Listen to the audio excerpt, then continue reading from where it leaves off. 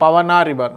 Okay, ఈ పవనా river వచ్చేసి బేసిక్గా ఎక్కడ ఆరిజిన్ అవుతుంది అంటే మనకి లోనావాలా, పూణే దగ్గర లోనావాలా మహారాష్ట్రలో ఉండడం జరిగింది.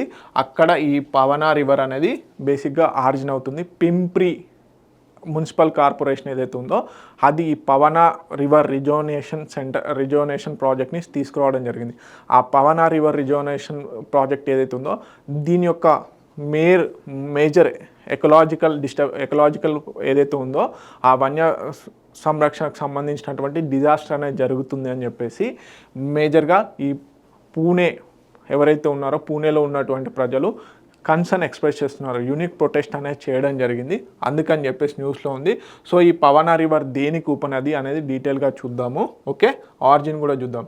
Citizens staged a creative protest Akurdi. Okay, Akurdi Pune దగ్గర.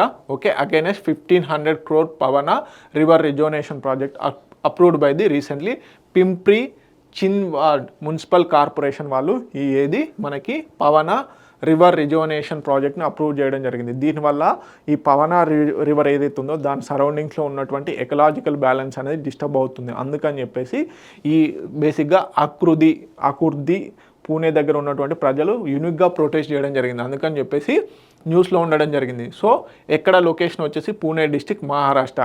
ఆర్జిన్ ఎక్కడ 66 kilometers to the south of Lonavala. Okay, western Ghats దగ్గర.